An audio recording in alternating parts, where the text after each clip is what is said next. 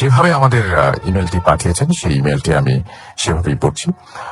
লিখেছেন, রাসেল ভাই আসসালামু আলাইকুম, কেমন আছেন? নিশ্চয়ই ভালো। আমি পুলিশের চাকরি করি, তাই ছুটি নিয়ে স্টুডিওতে আসা সম্ভব না, তাই আমার ঘটনাটা আপনি পড়ে শোনালে খুশি হব। আমার নাম গিয়াসউদ্দিন এবং বাড়ি তার মৌলভীবাজারের কুলাউড়া এবং তিনি ভাটেরা ইউনিয়নের একজন অধিবাস। এরপরে তিনি তার ফোন নাম্বার দিয়েছেন এবং তারপরে তিনি কিভাবে ভূতফোন শোনেন সেই বর্ণনা দিয়েছেন। সেগুলো তো আমরা না যাই, আমরা চলে যাই সরাসরি ঘটনায়। এটা 2016 সালের জুন জুলাই মাসের ঘটনা। আমার থানায় প্রত্নতাত্ত্বিক বিভাগ থেকে একটা পত্র আসলো। সেখানে আমার থানায় একটি প্রাচীন জমিদার বাড়ির কথা উল্লেখ করে ওই বাড়ি সম্পর্কে সকল তথ্য আমাকে এই ব্যাপারে সাহায্য করার কথা বলা হয়। ওই দিন রাতে আমি আমার থানার একজন সোর্স, তার নাম সুমন, তাকে ওই বাড়িটি সম্পর্কে জিজ্ঞেস করলাম। সে আমাকে বলল, দেখুন স্যার, আমি ওই বাড়িটার সম্পর্কে এত কিছু জানি না, তবে হ্যাঁ, ওই বাড়িতে না যাওয়াই ভালো, কারণ ওই বাড়ির আশেপাশে প্রায় 2-4 মাইল এলাকায় কোনো জনবসতি নেই এবং বাড়িটি একটা ভূতুড়ে বাড়ি। আমি বললাম, না, এটা আদেশ, ওইসব ভূত টুত গুল্লি মারো, আমি আগামীকাল সকালে আসবো, তুমি তৈরি থাকবে। কয়েক সেকেন্ড নীরব থাকার পর সুমন বলল, ঠিক আছে স্যার। পরের দিন কাজে চাপে যেতে পারিনি। এর প্রায় 2-3 দিন পরে মোটর সাইকেল করে হঠাৎ একটা কাজে ওই এলাকায় যাই। ফিরে আসার আগে হঠাৎ ওই বাড়িটার কথা মনে পড়লো। সাথে সাথে সুমনকে কল দিই। একটা মোটর বাইক নিয়ে সেও চলে আসে। তারপর দুজনে রওনা হই ওই বাড়ির উদ্দেশ্যে। বেলা প্রায় 1টা। আমি লক্ষ্য করলাম চারপাশে ফসলি জমি আছে আর আমরা তার মাঝ দিয়ে একটা ছোট রাস্তা দিয়ে যাচ্ছি। আরো কিছু জায়গা যাওয়ার পরে লক্ষ্য করলাম চারপাশে হালকা জঙ্গল এবং মানুষের চলাচল না থাকায় রাস্তায় স্পেস ছোট হয়ে আসছে। এরপর এক সময় আমরা ওই জমিদার বাড়িতে পৌঁছাই। দেখলাম বাড়ির সামনে 2টি বিশাল পুকুরের অস্তিত্ব আছে, যা এখন জঙ্গল ও কচুরিপানায় ভরপুর। 2 পুকুরের মাঝে দিয়ে রাস্তা আছে এবং 10-15 ফুট পর পর পাথরের কারুকাজ করা কিছু উঁচু পিলার ছিল, যা সময় পরিক্রমায় জঙ্গলে পরিণত হয়েছে। জমিদার বাড়ির সামনে গিয়ে দেখলাম বাড়িটা বেশ পুরনো, 100 থেকে 150 বছর আগের হবে। দীর্ঘকাল মানুষজন না থাকায় একটা পুরো বাড়ির মতো লাগছে এবং আশেপাশের পরিবেশ বেশ নির্জন। বাড়ির ভেতরে প্রবেশ করতে চাইলে সোর্স সুমন বারণ করলো। আমি বললাম, আরে এখন দিন আর আকাশে সূর্য আছে, তোমার ওই ভূত দিনের আলোয় আমার কোনো ক্ষতি করতে পারবে না। এটা বলে আমি সুমনকে নিয়ে বাড়ির বারান্দায় প্রবেশ করি এবং সাথে সাথে অনুভব করি বাইরের আবহাওয়ার সাথে এর কোনো মিল নেই। একদম ঠান্ডা এবং এক নীরব পরিবেশ। সিঁড়ি বেয়ে দোতলায় উঠলাম। দেখলাম ফার্ন জাতীয় উদ্ভিদের কারণে সিঁড়ির তেমন কোনো অস্তিত্ব নেই। দোতলায় বারান্দায় এসে দাঁড়িয়ে অনুভব করলাম একই পরিবেশ, ঠান্ডা, নির্জন। কিছুক্ষণ পরে সুমন বলল, চলেন স্যার যাই। আমি কিছু না বলে বেরিয়ে পড়লাম এবং ফিরে আসলাম থানায়। থানায় এসে ওই প্রত্নতাত্ত্বিক বিভাগের পত্র বের করে ভালো করে পড়ে দেখলাম তারা বাড়িটা সংস্কার করতে চায় এবং এই বাড়িটা ঘিরে তাদের একটি পরিকল্পনা আছে। এর প্রায় 10 দিন পরে 2জন লোক আসলো। তারা ওই বাড়িটায় যেতে চায়, সেই জন্য আমার থানা থেকে সাহায্য চায়। থানার ভারপ্রাপ্ত কর্মকর্তা ওসি স্যার আমাকে ডাকলেন। আমি ওনাকে আমার পরিদর্শন সম্পর্কে অবহিত করলাম এবং উনি আমাকে বললেন, যেহেতু আপনি একবার ওই জায়গায় গিয়েছেন, তাই আগামীকাল আপনি সময় করে একবার ওনাদের নিয়ে যাবেন। ওনারা ওই জায়গাটি পরিদর্শনে এসেছেন। আমি বললাম, ওকে স্যার বলে আমি ওনাদের সাথে কথা বলি। ওরা আমার ফোন নাম্বার নিল এবং বলল কাল ফোন করবে। পরদিন সকাল 11টায় তারা আমার সাথে যোগাযোগ করলো, কিন্তু একটা বিশেষ কাজ থাকায় আমি বিকাল 3টায় যাব বলি। ওরা রাজি হলো। উল্লেখ্য, ওই দিন আবহাওয়া তেমন ভালো ছিল না। তারপর ঠিক সময়ে ওই বাড়ির উদ্দেশ্যে রওনা হই। সাথে থানার একজন কনস্টেবল নেই, ওর নাম তুষার। প্রায় 4টায় ওই জমিদার বাড়িতে গিয়ে পৌঁছাই। উল্লেখ্য, আমাদের 2টি মোটর বাইক করে আমরা ওই জায়গায় যাই। যেহেতু 4টা হয়ে গেছে, তাই আমি কিছুক্ষণ তাদের সাথে থাকার পরে দেখলাম আসরের নামাজের সময় হয়ে গেছে। এটা কথা বলতে ভুলে গেছি। যারা আমার সাথে ছিলেন তাদের একজনের নাম রাজু আহমেদ এবং একজন আব্দুল লতিফ। যাই হোক, জমিদার বাড়ির পুকুরের পানিতে উজু করে একটু ভালো জায়গা দেখে 3জনেই নামাজ আদায় করলাম। নামাজের শেষে লক্ষ্য করলাম আকাশ মেঘলা। আমার সাথে থাকা পুলিশ সদস্য তুষার প্রশ্ন করলো, স্যার কবে শেষ হবে? আকাশের অবস্থা ভালো নয়, ওদের বলুন তাড়াতাড়ি শেষ করতে। আমি দেখলাম ওরা 2জন তলার বারান্দায় দাঁড়িয়ে কথা বলছে। আমি ইশারায় আকাশের অবস্থা ও চলে যাওয়ার অনুরোধ করলাম। ওরাও ইশারায় সায় দিল। অনুভব করলাম বৃষ্টি হতে দেরি নেই। ততক্ষণে একটু একটু বৃষ্টি পড়তে লাগলো। হঠাৎ আকাশটা কেমন যেন অন্ধকার হয়ে গেল। আরম্ভ হলো প্রচন্ড বৃষ্টি। দেরি না করে সাইকেল দুটি বারান্দায় নিয়ে গেলাম।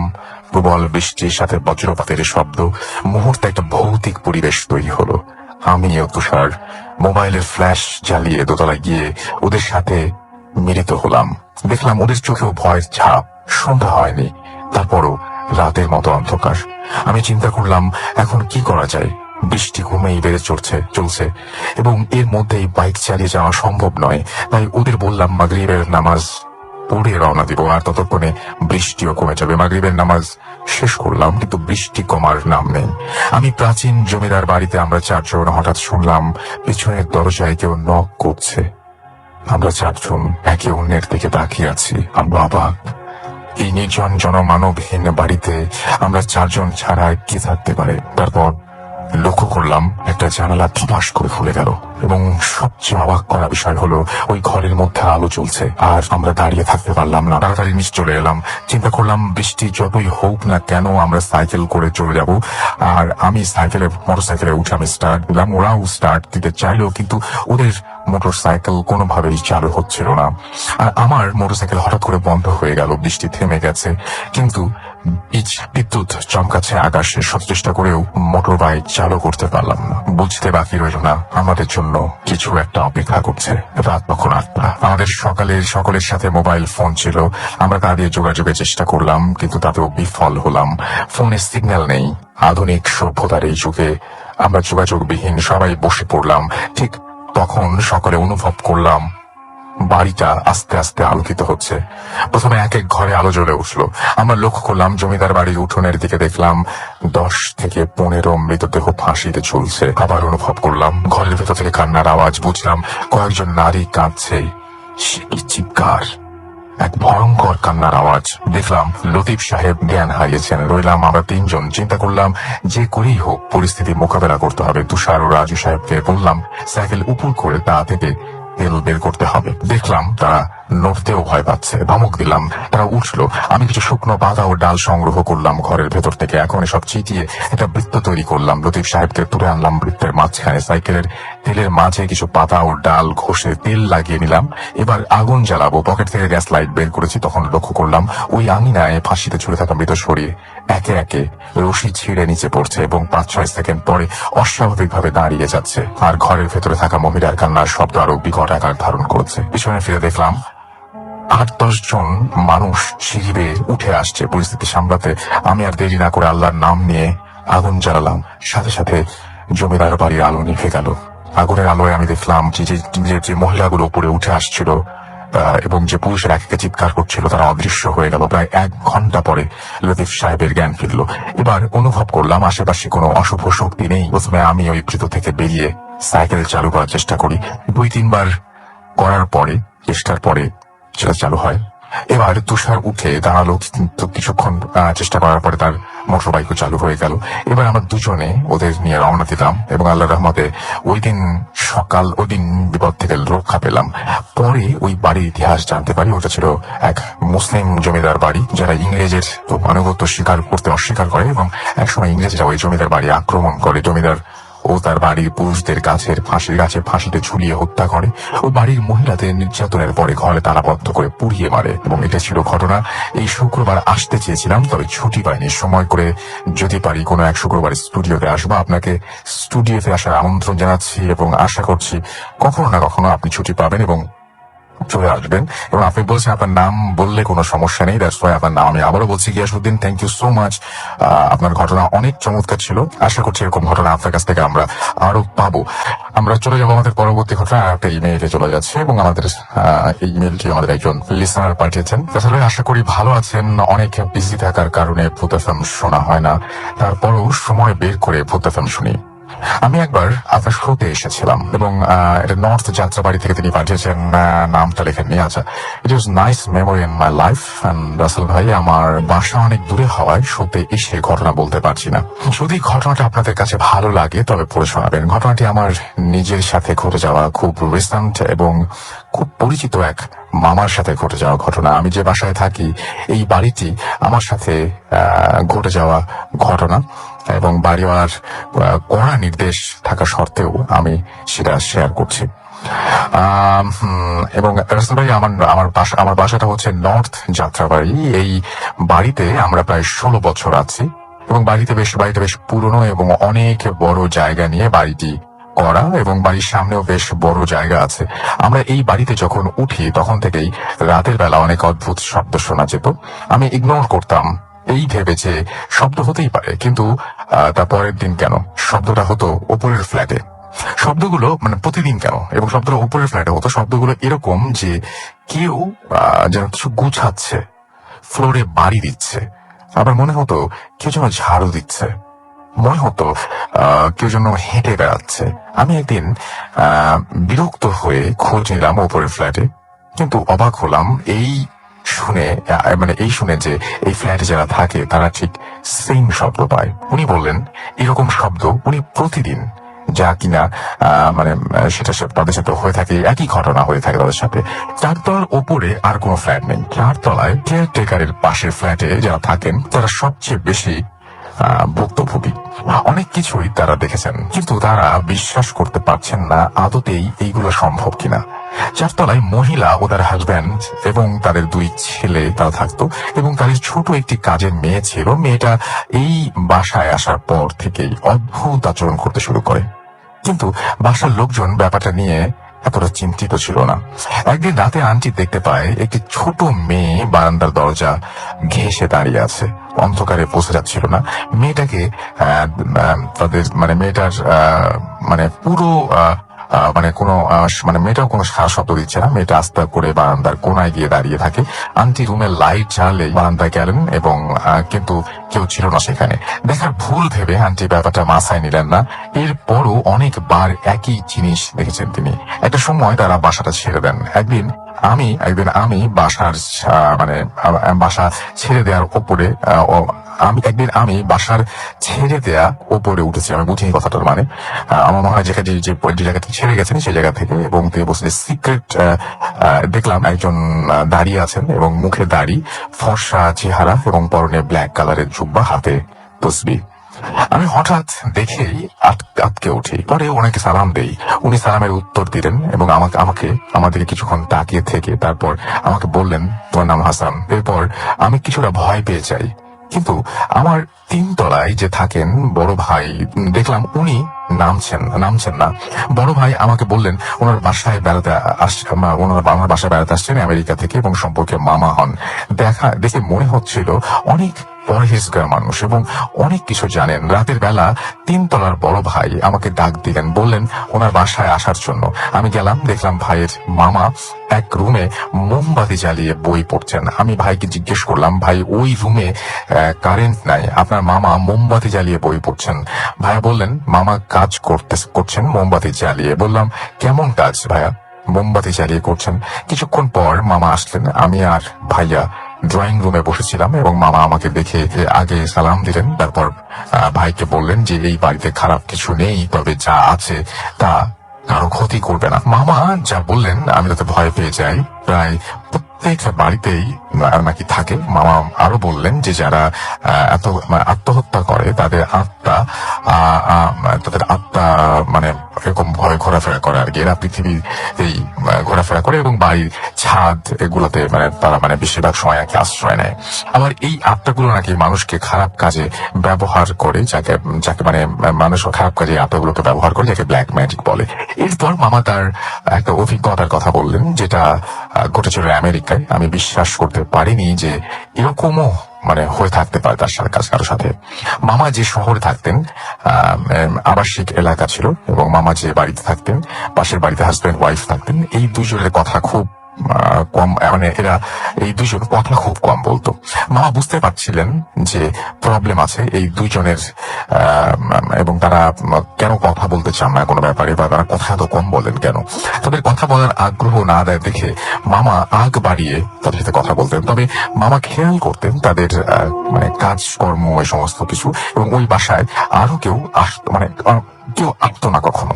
বাড়ির সামনে লেটার বক্সে লেটার এসে পড়ে থাকতো, কেউ নিত না। একদিন গভীর রাতে মামার ঘুম ভেঙে যায়। মামা ড্রয়িং রুমে আসেন এবং জানালা দিয়ে স্পষ্ট দেখতে পান পাশের বাড়ির সামনে থেকে সেই জিনিসগুলো, যেমন চেয়ার টেবিল বাতাসে ভাসছে, মানে বাড়ির ভেতরে সব জিনিসপত্র এগুলো ভাসছে। এবং সবচাইতে অবাক করা ব্যাপার হলো যে লেটার বক্সে যে লেটার চিঠিগুলো ছিল সেগুলো বাড়ির দরজার সামনে ভাসছিল বা ভেসে ভেসে যাচ্ছিল, আর প্রচন্ড জোরে বাতাস বইতে শুরু করছিল ওই সময়। মামা বিশ্বাস করতে পারছিলেন না এবং মামা আস্তে করে রুমে চলে গেলেন। এবং পরদিন সকালে মামা খবরে দেখলেন যে কোথাও ঝড়ের কোনো নিউজ নেই। এবং তাহলে গতকাল রাতে কি ঘটেছিল? ওখানে তো ঝড় বয়ে গিয়েছিল, মামা এরকম দেখেছিলেন। এবং মামা ডিসাইড করে লেটার বক্সের লেটার চিঠিগুলো এবং চিঠিগুলোর কাজ এবং চিঠিগুলো কেনই বা এগুলো মানে পড়ে আছে তা দেখলেন, যা একদমই ভুল ডিসিশন ছিল। মামা বের হলেন এবং ওই বাড়ির সামনে থেকে চিঠির বাক্সের সামনে গেলেন এবং দেখলেন যে সবগুলো চিঠি বক্সে রয়েছে। মনে হয় না যে বক্সটা কাল রাতে কেউ খুলেছে বা সেই চিঠিগুলো সেখান থেকে সরে গেছে, এরকম কোনো কিছু মনে হয়নি। মামা একটু ভয় পাচ্ছিলেন, কিন্তু তারপরও মামা চিঠিগুলো নিলেন এবং চিঠিগুলো থেকে একটি খাম হাতে নিলেন এবং খামটা খুলে দেখলেন যে ভেতরে চিঠি লেখা নেই। আজব ব্যাপার, খালি একটা পেজ। খালি পেজ কেন? পরেরটা একই অবস্থা। তারপরেরটা খুলে দেখলেন 3 লাইনের কিছু একটা লেখা, কিন্তু কোন ভাষায় লেখা আছে তিনি বুঝলেন না। মামা একবার চিন্তা করলেন যে চিঠিগুলো ঘরে নিয়ে যাবেন এবং তারপরে তিনি দেখবেন। পরে মোবাইলে ছবি তুলে নিলেন তিনি চিঠিগুলোর এবং চিঠিগুলো খামে ভরে লেটার বক্সে রেখে যখনই তিনি মুভ করবেন ঠিক তখনই তার চোখ পড়ে ওই বাড়িতে। দেখলেন হাজব্যান্ড ওয়াইফ দুজনেই জানালা দিয়ে তাকে দেখছে। মামা অনেকটা ভয় পেয়েছেন। মামা ঘরে চলে আসেন। মামা আরো ভয় পেলেন। ওই হাজবেন্ড ওয়াইফ ঠিক তখনও জানালা দিয়ে তাকিয়েছিল, অর্থাৎ তারা জানালা দিয়ে এক দৃষ্টি তাকিয়ে মামাকে দেখছিল। মামা কিছু না ভেবে তার রুমে চলে যান। বিকেল বেলা মামা একটি কাজে বের হন। কাজ শেষ করে বাড়ি ফিরেছিলেন এবং গাড়ি তিনি নিজেই ড্রাইভ করছিলেন। গাড়ির ভেতরে এসি থাকা সত্ত্বেও মামার গরম লাগছিল। কেন গরম লাগছে সেটা তিনি বুঝতে পারছিলেন না। গাড়ি ড্রাইভ করার সময় তিনি খেয়াল করলেন যে জোরে বাতাস হচ্ছে। মামা এসি অফ করে গাড়ির জানালা খুলে দেন, কিন্তু এত বাতাস মামার শরীরে লাগছিল না। হঠাৎ গাড়ির লুকিং গ্লাসে তাকাতেই দেখলেন গাড়ির পেছনের সিটে সেই হাজবেন্ড ওয়াইফ বসে আছেন। মামা এতটাই ভয় পেয়ে যান, গাড়ি রাস্তার মাঝখানেই হার্ট ব্রেক করলেন এবং গাড়ি থেকে রাস্তার মাঝখানে তিনি বের হয়েছেন এবং রাস্তায় পুলিশ ছিল। পুলিশ মামার গাড়ির সামনে আসে।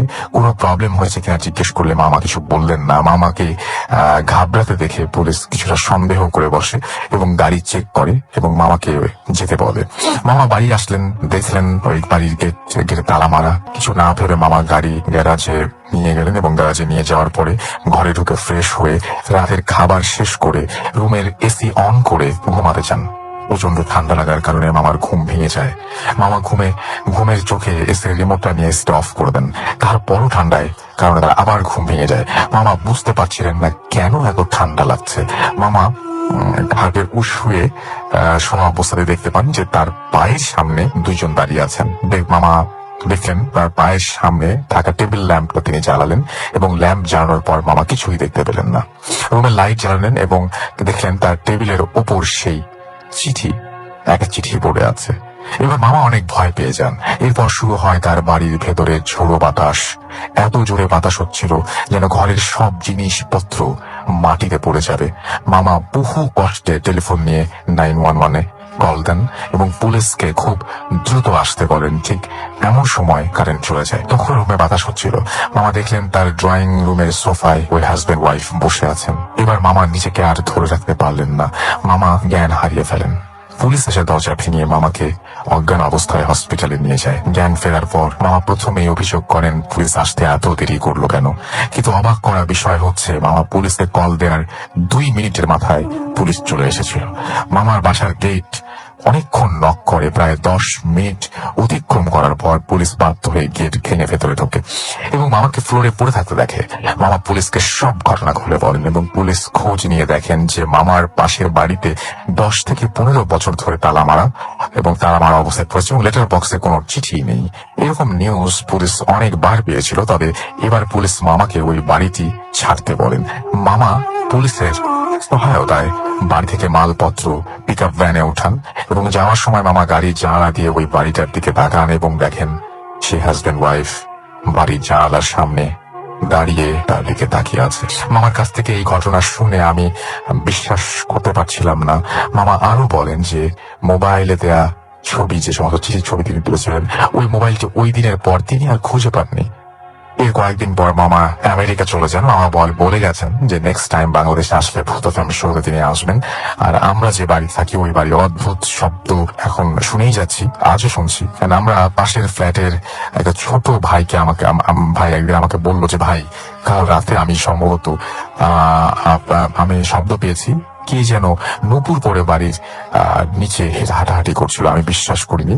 আসলে আমি একদিন রাতে বারান্দায় যাই সিগারেট খাবার জন্য। আমার একদম স্পষ্ট আমি শুনেছি, এবং একজন কেউ নূপুর পরে হাঁটাহাঁটি করছে, এরকম অদ্ভুত অদ্ভুত শব্দ বাসায় অহরহই শোনা যায়। তো এটাই ছিল ঘটনা, এবং এই ঘটনাটি তিনি পাঠিয়েছেন। Thank you very much for your story. আসসালামু আলাইকুম, আমি জান্নাতারা টিমা। আমি খুলনা থেকে এসেছি, খুলনার টুটপাড়া নামক জায়গা থেকে। থ্যাংক ইউ সো মাচ এতদূর থেকে আমাদের এখানে এসে অংশগ্রহণ করার জন্য, এবং আমরা সবার আগে আপনাকে ধন্যবাদ জানতে চাই সেই কারণে। আর আরেকটা জিনিস, সেটা হচ্ছে আপনারা সবাই বলেন যে গ্রামের ঘটনা আজকে কেমন করে যাওয়া, সব ঘটনাই গ্রামের। তো গ্রামের ঘটনা চাই, গ্রামের ঘটনা চাই, এইটা অনেকবার শুনতে হয়েছে। তো আজকের যে সমস্ত ঘটনা শুনবেন, মানে মোস্ট অফ দ্য স্টোরিজ হচ্ছে গ্রামে খুব বেশি রকমের প্রচলিত। সো সেরকম একটা ঘটনা আমরা শুনবো আমাদের জান্নাতারা আপার কাছ থেকে। আমরা ঘটনা, আচ্ছা, আমার ঘটনাটা হচ্ছে খুলনার ফুলতলা উপজেলার একটা গ্রামের ঘটনা। গ্রামের নাম আমি উল্লেখ করছি না। ঘটনাটা আমার ফুপির কাছ থেকে শোনা। আমার ফুপি শ্বশুরবাড়ি এখানে। তো ঘটনাটা হচ্ছে ওই গ্রামটা অনেক মানে গাছপালা দিয়ে ঢাকা। মানে আসলে গ্রামে মানে প্রচুর একটু জঙ্গল টাইপের। বেশ দিনের বেলাও ঝিঝি পোকার ডাক শোনা যায়, বিভিন্ন পাখির আওয়াজ আসে। আর রাতে তো কথাই নেই, রাতে আরো বেশ ভয়ঙ্কর লাগে। তো ঘটনাটা হচ্ছে, আর ওই গ্রামের কাহিনী হচ্ছে কি, মোস্ট অফ দ্য বাড়িটাই হচ্ছে বাড়ির মধ্যেই একটা পুকুর থাকে, পুকুরের পাশে জঙ্গল থাকে, এবং বাড়ির যেসব লোকজন সাধারণত মারা যায় তাদের ওই বাড়ির মধ্যেই জঙ্গলে বা পুকুরের আশেপাশেই কবর দেওয়া হয়। মানে ওই যে প্রত্যেকটা বাড়িতে একটা জঙ্গল থাকে, এবং তারপরে সেখানেই তাদের পরিবারের সদস্যদের কবর দেওয়া হয়। হ্যাঁ, পারিবারিক এরকম। তো দেখতে গেলে যে রাস্তার দুই পাশ দিয়েই আপনি যেদিকেই যাবেন, রাস্তার দুই পাশ দিয়েই হচ্ছে বাড়ি আছে, এবং প্রত্যেকটা বাড়িতেই এরকম কিছু দূর পরপরই জঙ্গলের মধ্যে অনেক কবর আছে। তা ঘটনাটা হচ্ছে যে একটা বেশ 10-12 বছর আগের একটা ঘটনা। একটা ছেলে সুইসাইড করার পরে তাদের বাড়িতে এরকম পুকুর পাশেই তাকে কবর দেওয়া হয়। তো কবর দেওয়ার পর থেকে তাদের বাড়িতে ছোটখাটো এরকম অনেক ঘটনা ঘটে, যে দেখা যায় প্রায় দিন দেখা যায় যে রাতে যেহেতু সুইসাইড করেছিল একটা ছেলে, কিন্তু রাতের বেলা একটা মেয়ের কণ্ঠে এসে তাদের বাড়ির বিভিন্ন সদস্যদের নাম ধরে ডাকা হয়। এবং সাধারণত আমরা জানি যে গ্রামের টয়লেট গুলো একটু বাইরে আর দূরে হয়। তো একটু রাত হলে টয়লেটে সবাই তো একেরা যায় না, এরকম ডাকে, বিভিন্ন জনের নাম ধরে এসে ডাকে যে আমি একটু টয়লেটে যাবো, আমার ভয় করছে, আমার সঙ্গে একটু আসো। যদি কখনো বের হওয়ার পরে আর কাউকে দেখা যায় না। এরকম টুকিটাকি ঘটনায় ওই বাড়ির সদস্যরা অভ্যস্ত হয়ে যায়। ওই বাড়িটার বর্ণনা আমি একটু দিই, যে রাস্তা থেকে ডান হাতে নেমেই ওই বাড়িটা, এবং নেমেই প্রথমে তাদের দুইটা ঘর, থাকার ঘর, তারপরে একটা রান্নাঘর, তারপরে আরেকটা থাকার ঘর, তারপরে একটা গোয়াল ঘর, এবং গোয়াল ঘরের পাশে হচ্ছে পুকুর, এবং পুকুরের মানে গোয়াল ঘরের পেছনে আর পুকুরের পাশে হচ্ছে ওই ছেলেটার কবর দেওয়া হয়। তো মেইনলি সাধারণত ওই প্রথমেই যে দুইটা থাকার ঘর ওখানেই সবাই থাকে। আর রান্নাঘরের পরে যে থাকার ঘরটা, ওই ঘরটায় কেউ মানে থাকতে পারে না। ওই ঘরে যদি কোনো লাইট দেওয়া হয়, লাইটটা খুব দ্রুত ফিউজ হয়ে যায়, আর কি থাকতে গেলে অনেক রকম সমস্যা হয়। তো যখন ওই বাড়িরই একটা ছোট মানে ওই বাড়ির সে সদস্যদের মধ্যে ছোট, কিন্তু বেশ বড়, সে তার এখনো বিয়ে শাদী হয়নি, এরকম ভাইদের মধ্যে ছোট।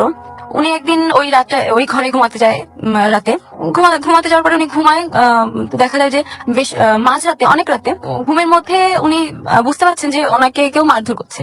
তো উনি ভাবেন যে হয়তো এটা আমি স্বপ্ন দেখছি, বা বোবা ধরছে, এই ধরনের কোনো কিছু একটা। এরকম কিছুক্ষণ হওয়ার পরে উনি যখন খাট থেকে পড়ে যান, তখন ওনার ঘুমটা ভেঙে যায়। ঘুম ভেঙে যাওয়ার পরে উনি রিয়েলাইজ করেন যে না, এটা তো বোবাও ধরেনি, বা আমি স্বপ্নও দেখছি না। তখন উনি মানে ফিল করতে থাকেন যে ওনাকে অনেক মারধর করা হচ্ছে। উনি অনেক কষ্ট করে দরজা খুলে ঘর, এবং উনি অনেক ভয় পেয়ে যায়। ভয় পেয়ে যে উনি দরজা খুলে উঠানে এসে একটা চিৎকার করে সেন্সলেস হয়ে যায়।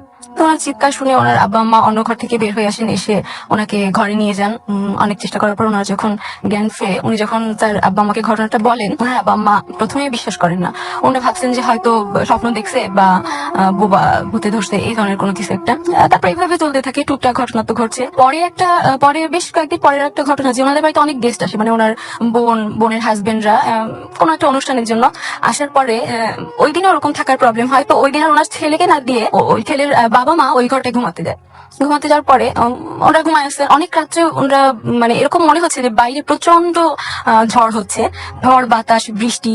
এবং আমি একটা কথা মিস করে গেছি যে ওই গ্রামের অধিকাংশ ঘর হচ্ছে মাটির দেয়াল, এবং চালটা হচ্ছে ইটের টালির চাল। তো মাটির দেয়ালের ঘরগুলাই হয় কি, যে যখন ঝড় বৃষ্টি দুইটাই একসঙ্গে হয়, অনেকক্ষণ ধরে ঝড় বৃষ্টি হলে বৃষ্টিতে দেয়ালগুলা ভিজে নরম হয়ে যায়, আর বাতাসে তখন ভেঙে পড়ার অনেক সম্ভাবনা থাকে। এমন একটা পর্যায়ে ওনারা ঘরের মধ্যে বসে ওই হাজবেন্ড ওয়াইফ মানে এরকম একটা ওনারা বুঝতে পারছেন যে এখনই হয়তো ঘরটা ওনাদের উপর ভেঙে পড়বে। তো ওনারা স্বভাবত একটু ভয় পেয়ে যান, এবং ভয় পেয়ে ওনারা দরজা খুলে বাইরে বের হয়ে আসেন। যখন বাইরে বের হয়ে আসেন, ওরা অবাক হয়ে যান যে বাইরের আবহাওয়ার সাথে ওনারা ঘরে যেটা ফিল করছেন টোটালি ডিফারেন্ট। যে বাইরে কোনো কিছুই নেই, স্বাভাবিক পরিবেশ, না মেঘ না ঝড় বাতাস, কোনো কিছুই না। কিন্তু ওনারা ঘরের মধ্যে থেকে এরকমই ফিল করছিলেন যে বাইরে একদম ঝড় বৃষ্টি হয়ে সব দুমড়ে মুচড়ে গেছে একেবারে, এরকম একটা অবস্থা। তো তারপরে ওনারা আবার ঘরে যে দরজা বন্ধ না করে এবার দুজনে শুয়ে শুয়ে এখন চিন্তা করতে থাকেন যে ওনাদের ছেলে তাহলে যে ঘটনাটা বলছিল ওইটা হয়তো বা মিথ্যা বা অন্য কোনো কিছু না, হয়তো সে এরকমই কোনো কিছু ফিল করছে, তার সঙ্গে এরকমই কোনো একটা ঘটনা ঘটছে। থ্যাংক ইউ সো মাচ আপনার ঘটনার জন্য, আপনাকে অনেক ধন্যবাদ। তথ্যবিন্দুরা, আমি মোহাম্মদ হাফিজ, এসছি বয়ান থেকে। তো আমি সরাসরি ঘটনা চলে যাই। ঘটনাটা 10 বছর পূর্বে একটা ঘটনা। ঘটনার দিন রাতে আমাদের বাসায় কেউ ছিল না। শুধুমাত্র আমি এবং আমার বাবা। তো আমি রাতের বেলা রীতিমতো ঘুমাতে যাই, এবং আমি একা ঘুমাই। বাসায় কেউ না থাকার কারণে আমি সামনের বারান্দায় শুই এবং আমার বাবা পিছনের বারান্দায় শুই। তো রাত্রবেলা হঠাৎ তখন 2টা 3টা 2:30 এরকম সময় হবে, আমার হঠাৎ ঘুম ভেঙে যায়, কোনো কারণ ছাড়াই ঘুম ভেঙে যায়। এবং আমার সাধারণত রাতের বেলা ঘুম ভাঙে না, কিন্তু ওই দিনকার রাতে কি কারণে আমার ঘুম ভাঙে তা আমি বলতে পারবো না। ঘুম ভেঙে যাওয়ার পরে আমি আমার রাতের ডান পাশে আমি দেখতে পাই, যখন আমি আমার ডান সাইডে ফিরি তখন দেখি যে একটা বাচ্চা আমার পাশে ঘুমানো, এবং বাচ্চাটা আমার কাছে মনে হয়েছে যে কিছুক্ষণের মধ্যে অল্প সময়ের ভিতরে জন্মগ্রহণ করছে এরকম একটা বাচ্চা, এবং তার মাথায় কেউ হাত বুলিয়ে দিতেছে। তো এই ঘটনা দেখার পরে আমি আমার বাম পাশে তাকানোর পরে দেখতে পাই যে অনেক লম্বা একটা লোক তার বাচ্চার মাথায় হাত বুলিয়ে দিতেছে। তো এখানে আমি বাচ্চাটা একটু বিবরণ দেই। বাচ্চাটা ছিল একটু শ্যামবর্ণের এবং তার মাথায় ছোট ছোট চুল ছিল, লাল চুল। আপনার হচ্ছে বাচ্চার বয়স কিরকম ছিল? বাচ্চাটার বয়স আমার কাছে মনে হয়েছে বাচ্চাটা ওই দিনকে রাত্রেই জন্মগ্রহণ করছে, কিছুক্ষণের মধ্যে, নবজাতক একটা বাচ্চা এরকম একটা। এবং শীতের প্রকোপের হাত থেকে রক্ষা পাওয়ার জন্যই বোধহয় এরকম একটা ঘটনা ঘটছে। আচ্ছা। তো এখন যখন আমি আমার বাম পাশে তাকাই তখন দেখি যে প্রকাণ্ড একটা মানুষের মতো, লম্বায় হবে 60 থেকে 70 হাতের মতো। আমার কাছে মনে হয়েছে যে আমাদের বাসার উপরে যে অংশগুলো ওইটা ভেদ করে আকাশের অনেকটা অব্দি তার উচ্চতা চলে গেছে। তো এই ঘটনাটা আমি দেখার পরে আমি আসলে ভয় পাই নাই, ওই দিনকার রাতে আমি ভয় পাই নাই, কিন্তু আমি তার থেকে বেশি অবাক হয়েছি এবং আমি রাগান্বিত হয়েছি অনেক। আমি রেগে গেছি যে আসলে আমি ঘুমানোর সময় তো আমার সাথে কাউকে নেই না, তো এবং আমি একা শুয়েছিলাম। আমার সাথে বাচ্চা আসলো কিভাবে, তাও আমার শরীরের একদম ডান সাইডে একদম ঘেঁষাঘেঁষি করে শোয়া, তার বুকের উপরে কাঁথা ছিল আমার মতো। তো এইটা দেখার পরে আমি প্রচুর পরিমাণে আসলে রেগে যাওয়ার পরে যে ডিসাইড করি যে আমি আসলে এখন অ্যাকশনে যাব। এখন আমি ওই যে ভূতের বাচ্চা বা যাই হোক সেটা, তো ওইটা আমি অনেক শক্তি সহকারে আমি তাকে আঘাত করব বা আক্রমণ করব। এই জিনিসটা আমি যখনই চিন্তা করলাম, আমি আমার মস্তিষ্ক ডিসাইড করলো যে আমি এখন অ্যাকশনে যাব। তো এই চিন্তাটা আমি জাস্ট ভাবছি, এর সাথে সাথে আমার 1 মিলিসেকেন্ডেরও কম সময় সে ওই যে প্রকাণ্ড সাইজের লম্বা যে লোকটা ও রিয়াকশনে চলে আসছে। তার বাম পাটা তুলে জাস্ট আমার ইয়াতে কোমরের উপরে রাখছে। যেই মাত্র কোমরের উপরে রাখলো তখন আমার সমস্ত শরীর অবশ, আমার সমস্ত শরীর তখন অবশ হয়ে গেছে। আমি হাত পা নাড়াইতে পারতেছি না, আমি কোনো ভাবে কিছু করতে পারতেছি না। তখন আমি একটা এইরকম একটা সিচুয়েশনে আমি তার সাথে ধস্তাধস্তি শুরু করে দিই, এই কারণে যে আমি এইরকম একটা সিচুয়েশন থেকে পরিত্রাণ পাওয়ার রাস্তা, হ্যাঁ, বের হয়ে আসার জন্য আমি তার সাথে ধস্তাধস্তি শুরু করি। তো এইরকম চলা চলতেছে। তখন আমি তো ওই সময় আমার আসলে ভূতের ভয় প্রচুর পরিমাণ ছিল, যার কারণে আমি রাতের বেলায় ঘুমানো যাওয়ার আগে আমি আমার বালিশের নিচে ধার রাখতাম। তো ভাই, গ্রামের মানুষ সাধারণত বিশ্বাস করে যে লোহা বা আগুন যদি সাথে থাকে তাহলে হয়তো ভূত বা প্রেত সাথে কিছু করতে পারে না। তো এই কারণে আমি ওই দাটা, বড় একটা দা নিয়ে ঘুমাইতাম। তো তখন আমি চিন্তা করি যে আমি যদি কোনোভাবে দাটা স্পর্শ করতে পারি বা ধরতে পারি তাহলে হয়তো সে আমাকে ছেড়ে দিবে। তো এরকম যখন আমি চিন্তা করি তখন ওই প্রকাণ্ড বড় যে সাইজের যে ইয়াটা ছিল, লোকটা ছিল, সে কি করলো, সে বাম হাতটা দিয়ে আমার বাম হাতের কবজিটা ধরে ফেল। এবং আমি যেহেতু সোজা হয়ে ঘুমিয়েছিলাম, সোজা হয়ে বুকের উপরে হাত রেখে ঘুমাইছিলাম, তখন আমার মনে হইলো যে আমার বুকের উপরে কেউ 50 থেকে 60 মন ওজনের কিছু একটা ভারী বস্তু একটা চাপাই দিচ্ছে আমার বুকের উপরে। তখন তো এর আগেই তো আমার সমস্ত শরীর অবশ ছিল। তো এই যখন সে আমার বুকের উপরে চাপ দিল, হাতটা ধরলো, যখন একটা প্রেশার ক্রিয়েট হইলো, তখন আমার সমস্ত শরীর অবশ হয়ে যাইতেছে এবং আস্তে আস্তে নিস্তেজ হয়ে যাইতেছে এবং আমি শ্বাস নিতে পারতেছিলাম না তখন। তো এই ঘটনার ভিতরে আমার কাছে মনে হয় না যে ওই ভূতটা বা লোকটা আমাকে কোন প্রকার ক্ষতি করবে বা আঘাত করবে, এরকম মনে হয় নাই। এতক্ষণ যা করছে, আমার কোমরের উপরে পা তুলে দিছে বা আমার হাতটা শক্ত করে ধরছে, এই সবকিছু ছিল আত্মরক্ষামূলক। আসলে ভাই, ওই দিনকার রাত্রে আমি ছিলাম আক্রমণাত্মক যে আপনি সেখান থেকে বেঁচে আসবেন। থ্যাংক ইউ সো মাচ আপনার ঘটনার জন্য, আপনাকে অনেক ধন্যবাদ। স্যার, আমি গৌরীপুর থেকে আসছি, মাইমেশিং গৌরীপুর থেকে আসছি। আমার নাম খায়রুল ইসলাম। তো আমি সরাসরি রাসেল ভাই মূল ঘটনায় যাচ্ছি। তো আমার ঘটনাটি হলো আমার মামার সব ভাইকে নিয়ে। তো আমার মামাতো ভাই 5-6 মাস আগের ঘটনা। তো আমার মামার বাড়ি ন্যাচারালি আপনার নেত্রকোনা জেলা মোহনগঞ্জ উপজেলা বাত্তারগাছি গ্রামে, ভাটি অঞ্চল। তো আমার মামাতো ভাইয়ের নাম আব্দুল জলিল, তার বয়স 40 থেকে 45 হবে। তো উনি পেশায় একজন কৃষক ছিলেন। তো তার সংসারে তার স্বামী স্ত্রী ছিলেন, তার কোনো সন্তান ছিল না।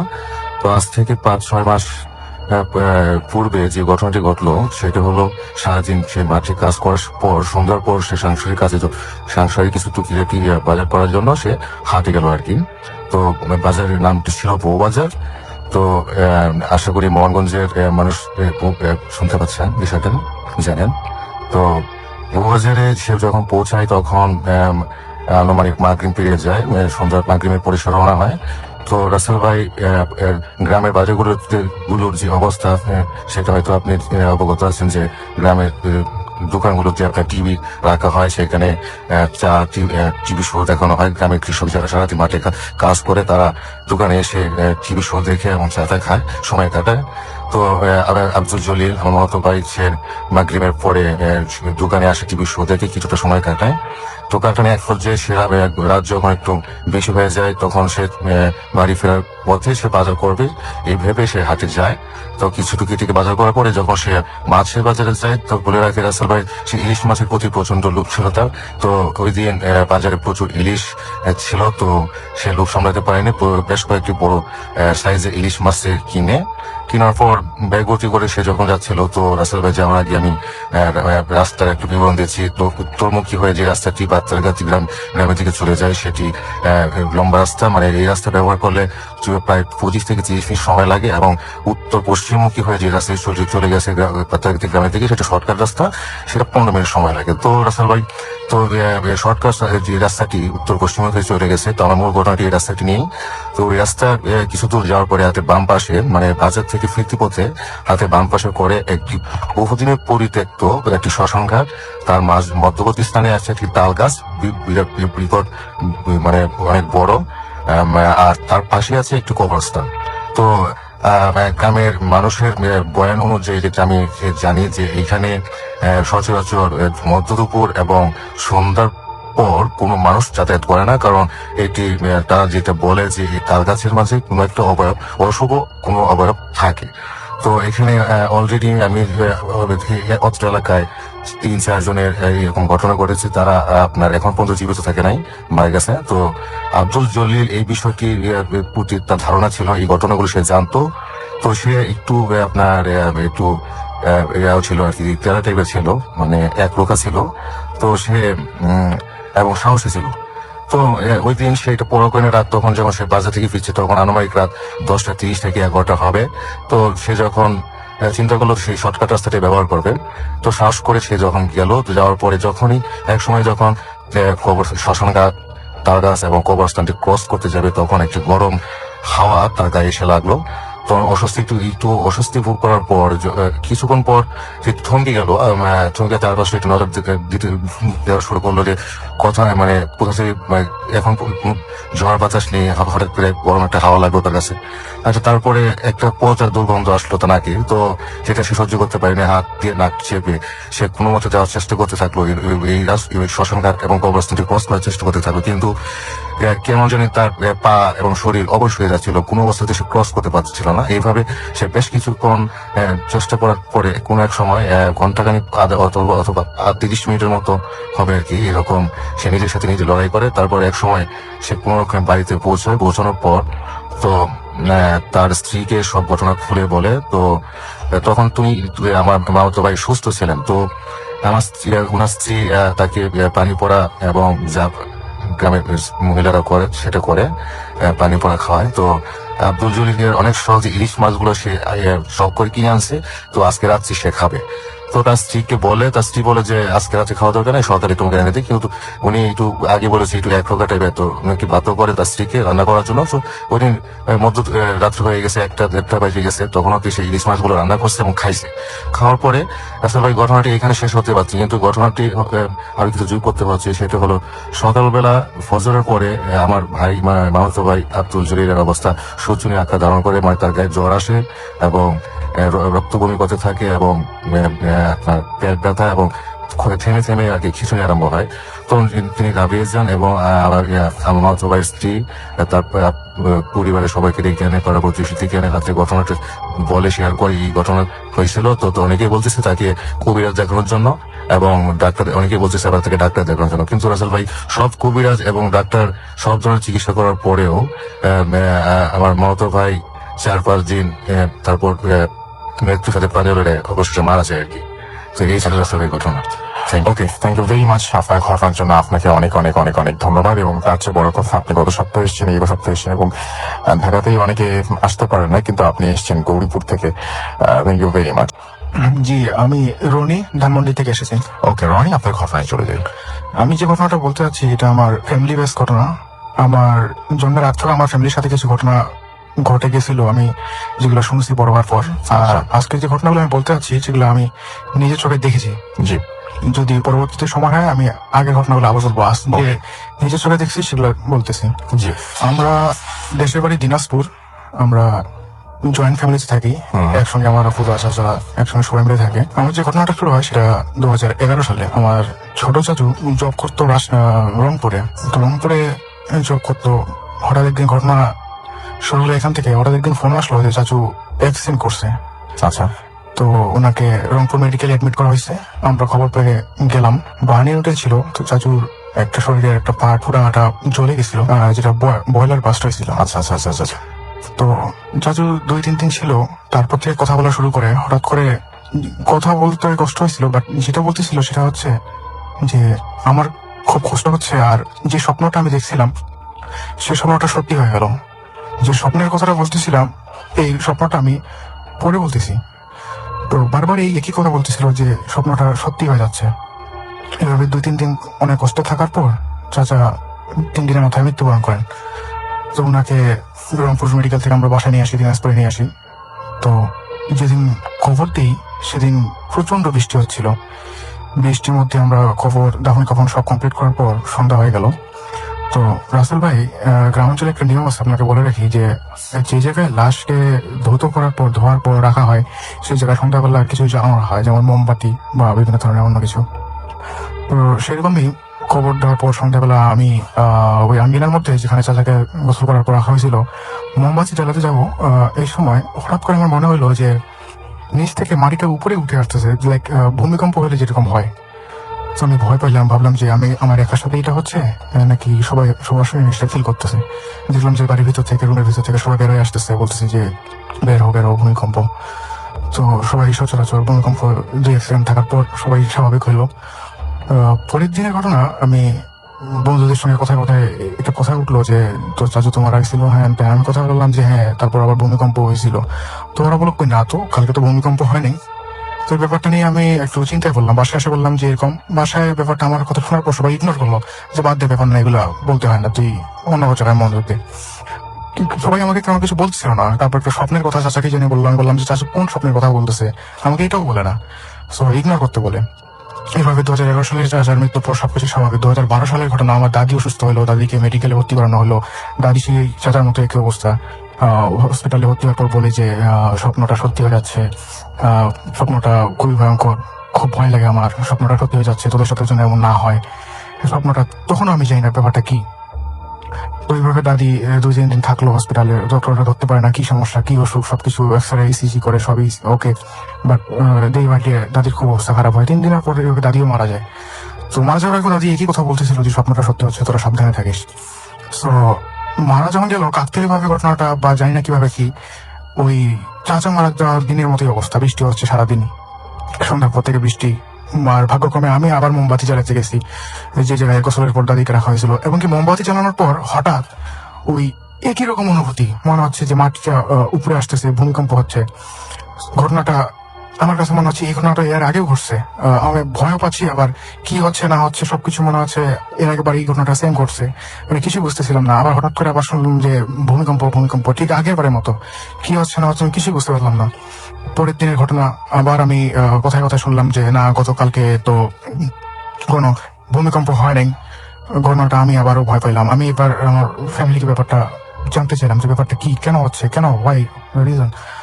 সো তখন আমি যেটা জানতে পারলাম ঘটনাটা হচ্ছে এরকম যে 15 বছর আগে আমার দাদু যখন মারা যায়, দাদুর আসলে যমজ 2 ভাই। তো দাদু আর দাদুর যমজ ভাই একই সাথে মারা যায়। আর এবং ওদের কথা এটা ছিল যে আমরা যদি মারা যাই, মানে আমরা যখন মারা যাবো, আমাদের কবরটা যেন এই জায়গায় দেওয়া হয়, মানে সেটা বলছিল যে বাড়ির পাশেই। তো তাদের কথা অনুযায়ী বাড়ির পাশেই কবর দেওয়া হয় যমজ 2 দাদুকে। তারপর থেকে 15 বছর অনেক দিন পার হয়ে যাওয়ার পর বাড়ির কিছু পরিবেশ বদলে গেছে। যে জায়গায় কবর ছিল ওই জায়গায় রুম উঠে গেছে, কেউ খেয়াল করে নাই। তার উপর দিয়ে বাথরুমের কি বলে এটা, হাউস যাওয়ার রাস্তা পড়ে গেছে।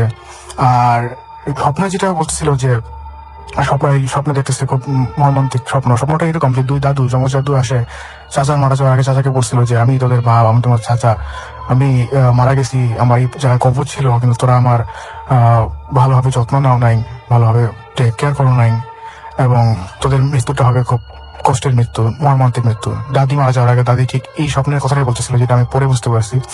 তো এই স্বপ্নের কথা বলার পর দাদিও মারা যাওয়ার পর ব্যাপারটা আমরা এলাকার হুজুরের সঙ্গে ডিসকাস করি, এই ঘটনাগুলো সব খুলে বলি। তো হুজুর সলিউশন দেয় যে জায়গায় কবরটা ছিল এই জায়গাটা আপনারা একটা গ্যারার মধ্যে রাখে দেন, এখানে যেন বিভিন্ন ধরনের ময়লা আবর্জনা না আসে। সো তাদের কথা অনুযায়ী আমরা এভাবেই ঠিকঠাক করে রাখছি। এবং পরবর্তীতে আমার আরেকটা চাচা মারা গেছে, সে মারা যাওয়ার আগে কোনো স্বপ্ন দেখে নেই, স্বাভাবিক মৃত্যু। সো এই ছিল ঘটনা। ওকে, থ্যাংক ইউ ভেরি মাচ আপনার ঘটনার জন্য। আমরা পরবর্তী ঘটনায় যাবো। হ্যালো লিসেনার্স, আমি প্রসেনজিৎ বালা ফ্রম গোপালগঞ্জ। তো আসলে আমার সাথে একটা ঘটনা আমি শেয়ার করতে চাচ্ছি। জি। তো ঘটনাটা হচ্ছে গত বছর এই বর্ষার দিনে। তো এই গত বছর এই সময় আমাদের এলাকায় চোরের একটু উপদ্রব পেয়ে যায়। আচ্ছা। তো আমি এই বন্ধের সময় আমি বাড়িতে থাকলাম। তো আমি চাইলাম যে ঘরে না ঘুমাই একটু বাইরে, আমাদের এলাকায় কারেন্ট নেই এখনো। কারেন্ট আপনি ছোট করে বলতে পারলে হয়তো 2টো ঘটনায় বলতে পারবেন, খুব ছোট করে 2টো বলবেন। আমি পাশে একটা ঘর আছে, একটা কার্যালয় ছোট আমার ঘরের পাশে। তো ওখানে গিয়ে ঘুমাই। তো আমার মা বলে যে চোরের খুব খারাপ অবস্থা, তো মোবাইলটা, অ্যান্ড্রয়েড ফোনটা ঘরে রেখে যা, আর যে ছোট মোবাইলটা আছে ওটা নিয়ে যা বাড়ি। তো আমি ওখানে মোবাইলটা রেখে ঘুমাই। আমি ওখান থেকে বর্ণনা দিই, ঘরটা হচ্ছে পাটাতন করা এবং জমি থেকে যে উঁচু একটু, এবং পাশে হচ্ছে একটা খাল, পিছনে ঘরটার পিছনে খাল, ডান পাশে একটা সাঁকো চার, এবং চারের সাথে লাগানো একটা জাম গাছ, এবং ঘরটার একটা দরজা আছে এবং চারপাশে খোলা। চারপাশে খোলা বললে ভুল হবে, এক পাশে মানে আপনার শাটারের মতো যেটা বলে, আর জানলা কোনো নেই, শাটার নেই। তো আমি ওই যেদিকে শাটার ওপেন করা একদম ওইদিকে মাথাটা দিয়ে, মানে যেদিকে আপনার জাম গাছ ওইদিকে মাথাটা দিয়ে ঘুমাই।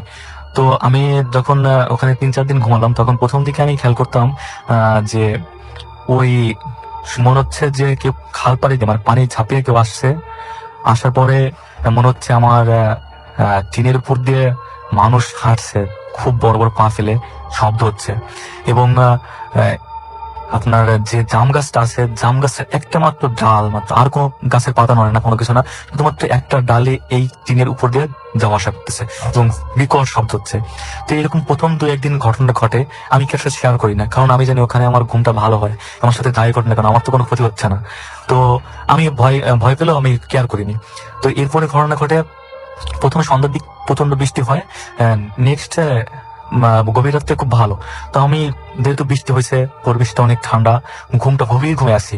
তো এইভাবে আমার নাসিল ভাই, যেহেতু ঝাপটা আমি বললাম যে এটা শাটারটা খুলে আমি ঘুমানো, জাম গাছের পাশে একদম মাথা ধোয়া, তো আমার চুল তো প্রচন্ড ভাবে টান দেয়, খুব ভাবে টান দেয়। আমি তৎক্ষণাৎ উঠে লাফাই উঠে চোর বলি এবং দেখে কেউ নেই, এখানে কিছুই নেই, সমস্ত লোক এক হয়ে যায়, আমার বাসে যারা ঘুমানো ছিল সবকিছু। আসলে এমন কোনো পরিস্থিতি ছিল না ওখান থেকে যাওয়ার, যেহেতু ওখান থেকে উঠতে হলেও অনেক উঁচু, উঠতে হলেও সময় লাগবে, সহজে যাওয়া সম্ভব। তার মানে আপনি বলতে চাচ্ছেন যে আপনি যেটা দেখেছেন সেটা আসলে চোর ছিল না, এবং এটা যে আমার সাথে যেতে করছে অবশ্যই অন্য কিছু ছিল। তার এত দূর তো ওখানে পালানোর কোনো উপায় নাই। হ্যাঁ। আপনি যে জায়গায় থাকেন হ্যাঁ। এবং তার কারণে খোঁজাখুঁজির পরেও তাকে পাওয়া যায় না। আপনার কি মনে হয় কি হতে হবে? এটা রাসেল ভাই, আমার জানা মতে আমাদের ওই এলাকায়, আমি বলছিলাম আমাদের খালপাড়িতে, গত বিষয়টা আমি যখন 17 মার্চ আসছিলাম, খালপাড়িতে অনেক মৃত যারা মানে সুইসাইড করে এদেরকে রাখা হয় বেশিরভাগ সময়, এটা অনেক মানুষ জানে আমার এলাকায়, এবং হয়তোবা কোনো আত্মা বা অশরীর হতে পারে, যেহেতু খালপাড়ি ছিল।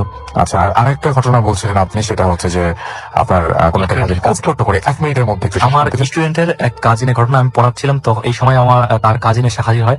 তো ওনার কাছ থেকে শেয়ার করা শোনা ঘটনাটা, ওনার বাড়ি হচ্ছে বাগেরহাটের দিকে, আমি উল্লেখ করছি না কোনো কিছুই। তো ওনার এক ভাইপো আছে ক্লাস 7-এ পড়ে, নাম জীবন। তো ওর সাথে ঘটনা ঘটে, ও মাঠে খেলতে যায়, মাঠে খেলতে গিয়ে যখন ফিরে বাড়িতে ফিরে, তখন আর কি একটা কালো বিড়াল দেখে তাল গাছের নিচে বসে আছে। তো যেহেতু একটু দুষ্টু টাইপের ছেলে, ও বিড়ালটাকে লাথি মারার পরে বিড়ালটা তাল গাছের উপরে চলে যায়। তো যখন কিছু দূর যাওয়ার পরে দেখে বিড়ালটা ওখানে নেই। তো বাসায় এসে ও কেউ কিছু না বলে ও স্বাভাবিক হয়ে থাকে। একদিন পরে ও আর কি বলে ওর ফ্যামিলির সবাইকে যে আমাকে ওর বাড়ির পাশে একটা আপনার হিজল গাছ আছে, হিজল গাছ থেকে আমাকে কেউ নিয়ে যাচ্ছে এই কথাটা শেয়ার করে। তো এরপরে ও অস্বাভাবিকভাবে আচরণ করে এবং ওকে কেউ ধরে রাখতে পারে না, দৌড় দিয়ে ঘর থেকে চলে যায়, এবং কেউ যদি ওকে ধরে নিয়ে আসে তারপরে ও অনেক তার সাথে খারাপ বিহেভ করে, মারধর করে। তো এর 2-1 দিন ভালো থাকার পরেও দেখা যাচ্ছে ওর সাথে ঘটে আর এক রকম ঘটনা, যে ওর সাপ দেখে ওকে সাপে দংশন করে, কিন্তু ওর সাথে যে থাকবে সে সাপ দেখবে না, কিন্তু তাকে সাপে দংশন করে সাপে কাটার আঘাত পাবে এবং তাকে ওঝা দিয়ে বীজ ছাড়াতে হবে। তো ওই আমার সাথে যে লোকটা ঘটনা শেয়ার করছে, উনি বললো যে ওর এই ভাইপোকে নিয়ে মাঠে গরু চড়াতে গেছে। তো ওর কাকাকে বলছে কাকা সাপ, কিন্তু ও কোনো সাপ, ওর কাকা কোনো সাপ দেখে নাই, কিন্তু ওকে সাপে দংশন করছে এবং সাপে কাটার চিহ্নটাও আছে, এবং ওঝা দিয়ে সাপ বিষ নামানো হয়েছে। এবং একটা ঘটনা বলি, যে একটা ক্লাস 7-এ পড়ার ছেলে, ও একটা বড় গরু, যেটা বলে গরুকে একাই দুর্বল করে ফেলছে, এবং একে বিভিন্ন ঝাড়ফুঁক করা হয়েছে, অনেক কভারেজ দেখানো হয়েছে, কোনোভাবে ভালো করা হয়। সর্বশেষ ভাবে গোপালগঞ্জ আমার সাথে কথাগুলো share. Okay, thank you so much, আপনাকে অনেক ধন্যবাদ। আমরা কোনো কথা না বাড়িয়ে সরাসরি ঘটনায় যেতে চাই, এবং আমাদের সঙ্গে আছেন আরো একজন অতিথি। আপনার নামটা প্লিজ একটু বলবেন, তারপরে আপনার ঘটনায় যাবো আমরা। জি, আরেকবার বলতে হবে। লিসেনার্স, আমি প্রসেনজিৎ বালা, আছি বঙ্গবন্ধু শেখ মুজিবুর রহমান বিজ্ঞান ও প্রযুক্তি বিশ্ববিদ্যালয়, গোপালগঞ্জ থেকে। তো আমি সরাসরি ঘটনায় চলে যাচ্ছি আসলে। তো আমি প্রথমে আমার বড় ভাইয়ের সাথে ঘটনাটা শেয়ার করি। তো আমি বেশিরভাগ সময় মানে লাইফের অর্ধেকটা সময় বাইরে পড়ালেখা করছি। তো অনেকদিন পরে যখন বাড়িতে গেলাম, তখন আমার দাদা আমাকে একটা কাজে বলছিল। আমি বলে রাখি, আমাদের ওই সময় যে সময় ধান চাষ হয়, তখন আর কি জমিতে সেচ দেওয়া লাগে। তো আমাদের জমিগুলো এমন ছিল, মাঝখানে পুকুর, জমিতে সেচ দেওয়ার জন্য পুকুর থেকে পানি দেওয়া লাগতো। তো ও আমাকে বলছিল তুই সন্ধ্যার সময় যাস ছোট মেশিনটা আনতে হবে বাড়িতে। তো আমি ভাবলাম এতদিন পরে বাড়িতে আছি, আসার সাথে সাথে কাজ দিল, তো আমি ওর কথা কেয়ার না করে আমি আর ওকে আনতে যাইনি। তো সন্ধ্যার পরে ও যখন বাড়িতে ফিরলো তখন আমার বললো তুই তো গেলি না, এখন চল আমার সাথে, যেতে হবে, আর্জেন্ট যেতেই হবে, তুই আমার সাথে না গেলে হবে না।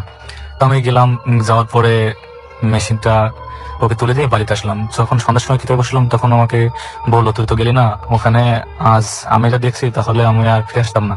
বললাম কি দেখছিস? তখন ও বললো যে আমি যখন ওখানে মেশিনটা মানে খুলে দাঁড়িয়ে আছি তখন আর কি কেউ তুলে দেওয়ার মতো লোক পাচ্ছি না। তখন কিছুক্ষণ পরে দেখি হঠাৎ একটা লোক জমির আল যেটা বলে, জমির যেটা পাশ দেওয়া হেঁটে যাচ্ছে। তখন আমি ওনাকে ডাকলাম বারবার, কিন্তু আমার কথা কানে তুললো না। আমি রাসেল ভাইয়ের পুকুরটা 20 থেকে 25 হাত হবে। তা দাদা এক পাশে দাঁড়ানো আর ওই লোকটা অপোজিট পার দিয়ে হেঁটে যাচ্ছে। তো আমার দাদা বারবারই ওই লোকটাকে ডাকছে কিন্তু সে লোকটা শুনছে না। তো এক পর্যায়ে দাদা বলে যে লোকটা কি কানে কালা বা শুনতে পায় না যে আমি ওনাকে বারবার হেল্প করতে বলছি, মানে হেল্প করতেছে না। তখন ও মানে এই কথা বলার পরে মানে খুব ভয় মানে রেগে গিয়ে ওই লোকটাকে একটু ডাক দেয়। যখন ওই লোকটাকে রেগে গিয়ে ডাক দেয় তখন দাদার দিক যখন ফিরে তখন দাদা যে দেখছিল যে লোকটা আসলে ভয়ঙ্কর রূপ, একদম বিভৎস চেহারা, চোখ নেই বলে চলে। ও এটা দেখার সঙ্গে সঙ্গে ওখান থেকে দৌড় দেওয়ার পরে কিছু যাওয়ার পরে যখন ব্যাক করে তখন দেখে যে ওখানে কিছুই নেই, একদম মানে ফাঁকা। তখন ওয়াসে বাড়িতে এসে আমাকে নিয়ে তারপর মেশিনটা আনতে যায়। এটা ছিল প্রথম ঘটনার সেলফি। ওকে, হ্যালো লিসেনার্স, আমি প্রসেনজিৎ বালা ফ্রম গোপালগঞ্জ। তো আমি দ্বিতীয় ঘটনায় যাচ্ছি। এটা আমার এলাকায় ঘটা একটা ঘটনা। গত বছর উপজেলা মানে ইউনিয়ন পর্যায়ে নির্বাচনের সময় গতবারে। তো রাসেল ভাই আপনি হয়তো জানেন গ্রামে যারা বড় হয় তারা একটা দুষ্টমি করে যে কারো বাড়ি থেকে চুরি করে এনে কিছু খাওয়া দাওয়া, অনেক মজার জিনিস যেটা। 3 জন ফ্রেন্ড ডিসাইড করে যে পাশের বাড়ি থেকে কিছু চুরি করে এনে মানে হাঁস চুরি করে খাবে। তো আমি আপনাকে একটা ইনফর্ম করে রাখি, আমাদের গ্রামটায় এখনো বলতে গেলে প্রত্যন্ত এলাকা, একদম বিলের মধ্যে এখনো কিছু কিছু বাড়ি আছে যেগুলো যোগাযোগ ব্যবস্থা এতটাই খারাপ যে নৌকা ব্যবহার করতে হয়। তো ওরা চিন্তা করে যে নৌকা নিয়ে পাশের বাড়িতে যাবে 3 জন, তো হাঁস চুরি করে এনে খাবে, রাতে মজা করবে অনেকেই। রাত যখন 12টা বেশি বাজে তোরা 3 জন মিলে পাশের বাড়িতে যায়। তো একজন বলে যে তোরা 2 জন এখানে বস নৌকায়, আমি যখন নিয়ে আসবো তখন চলে যাবো একসাথে। তোরা 2 জন নৌকায় বসে থাকে এবং ও হাঁস চুরি করতে যায়। কিন্তু ও যখন হাঁস চুরি করতে যায় তখন বাড়ির মালিক টের পেয়ে যায়। বাড়ির মালিক টের পেয়ে গেলে তখন বাড়ির মালিক চোর বলে ধাওয়া দেয়। তো চোর বলে ধাওয়া দিলে তো যে 2 জন নৌকায় ছিল ওকে রেখে, যে চুরি করতে গেছিল ওকে রেখে নৌকাটা নিয়ে চলে যায়। ও কোনো কিছু সিদ্ধান্ত নেওয়ার আগে ও ভাবে কি আমি তো এখানে থাকলে মার খাবো, তো আমি জলে মানে পানিতে ঝাঁপ দিই। তো পানিতে মানে সাঁতার কাটতে থাকে। ওর সিদ্ধান্ত নেয় যে বিলের মধ্যে যে পুকুর আছে, পুকুর পাড়, যেখানে পুকুর পাড়ে গিয়ে উঠবে। এবং আমরা জানি পুকুর পাড়ে অনেক গাছ থাকে, সেখানে তাল গাছ আছে এবং হিজল গাছ আছে অনেক। তো চিন্তা কর সামনে একটা পুকুর আছে, তো আমি পুকুর পাড়ে গিয়ে উঠবো এবং সকাল হলে ওখান থেকে আমি চলে আসবো যাতে আমাকে কেউ সন্দেহ না করতে পারে। ওই পুকুর পাড়ের দিকে উদ্দেশ্য করে রওনা দেয়, সাঁতার থাকে। তো যখন পুকুর পাড়ে উঠতে যাবে তখন দেখে যে হিজল গাছের উপর সাদা শাড়ি পরা একটা মেয়ে বসে আছে এবং ও যখন উঠতে যাবে তখন ওকে হাত দিয়ে ডাকতেছে কাছে কাছে। ঠিক আছে, ও ওইটা দেখে মানে বিভ্রান্ত একদম ভয় পেয়ে ও ব্যাক করে বাড়ির দিকে রওনা। 7টায় যখন বাড়ির দিকে উঠতে যাবে তখন দেখতে পায় যে আপনি ওখানে যে খাটলা দিয়ে উঠবে তখন ওই খাটলার সামনেই একটা কবর রাখা দেওয়া ছিল, যে কবরে একটা বয়স্ক মহিলাকে কবর দেওয়া হয়েছিল। তো চিন্তা করে যে আমি এখান দিয়ে উঠবো। তো যখন ঘাটলাতে উঠতে যাবে তখন দেখে ওই কবরের উপর একটা বয়স্ক মহিলা সাদা শাড়ি পরে ওকে হাত দিয়ে কাছে রাখতেছে ইশারা দিয়ে। তখন ওখানেই ও ওইটা দেখেই সেন্সলেস অবস্থায় ঘাটলাতে পড়ে থাকে। তখন সকালবেলা যখন সবাই ঘাটলাতে আসে থালা বাসন মাজতে তখন দেখে যে ওখানে ও সেন্সলেস অবস্থা পড়ে আছে এবং ওকে ওখান থেকে নিয়ে যায় এবং প্রায় 1 থেকে 2 দিন পরে ওর সেন্স ফেরে। বিভিন্ন ট্রিটমেন্ট 1 সপ্তাহ পর্যন্ত ওর প্রচুর জ্বর থেকে 5-এর মতো এবং ডাক্তার কবিরাজ দেখানোর পর দিনে সুস্থ হওয়ার পরে এই ঘটনাটাও শেয়ার করে। Thank you very much. আপনার ঘটনার জন্য আপনাকে অনেক অনেক ধন্যবাদ। আর আমরা আশা করছি যে আপনাদের কাছে এই ঘটনাটি অনেক বেশি ভালো লেগেছে।